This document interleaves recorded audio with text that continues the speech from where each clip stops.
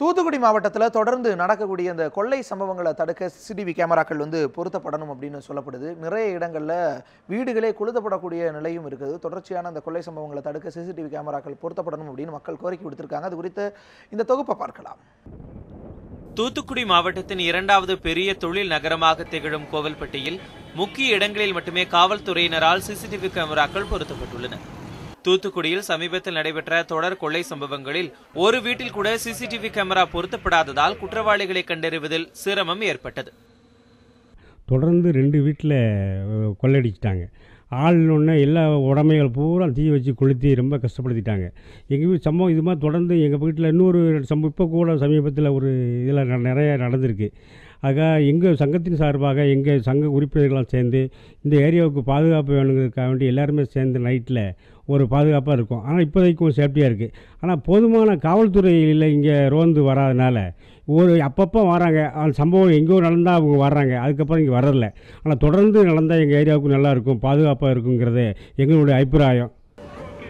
கண்காணிப்பு கேமரா விலை அதிகம் என்பதால் ஒவ்வொரு வீடுகளிலும் சிசிடிவி பொருத்துவது சாத்தியமில்லை எனவும் அந்தந்த பகுதிகளில் செயல்படும் குடியிருப்போர் நலச்சங்கங்கள் மூலம் அந்தந்த பகுதியில் முக்கிய இடங்களில் கேமரா பொருத்தப்பட்டு கண்காணிக்கவும் தன்னார்வ அமைப்புகள் பொதுமக்களிடையே சிசிடிவி கேமராவின் முக்கியத்துவம் குறித்து எடுத்துரைக்க வேண்டும் எனவும் சமூக ஆர்வலர்கள் கோரிக்கை விடுத்துள்ளனர்.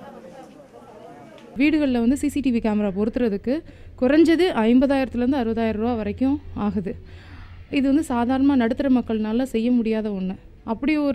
அப்படி செய்யணும்னு நினைக்கும்போது குடியிருப்போர் நலச்சங்கம் மூலமாக ஒரு வீடுகளுக்கு ஒரு குறிப்பிட்ட தொகை சேகரித்து அது மூலமாக தெருக்களில் ஒரு முக்கியமான இடங்களில் சிசிடிவி கேமரா பொருத்துனா இந்த மாதிரி கொள்ளை சம்பவங்களும் தடுக்க முடியும்.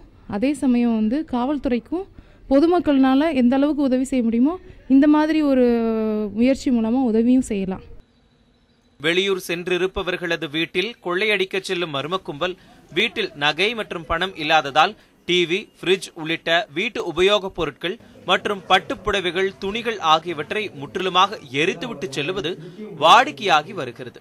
தொடர்ந்து இந்த மோசடியில் ஈடுபடுவோர்களை பிடிக்க முடியாமல் காவல்துறை திணறி வருகிறது. இதனால் கண்காணிப்பு கேமராக்களின் அவசியம் குறித்த விழிப்புணர்வு அனைவருக்குமே தேவையாக இருக்கிறது.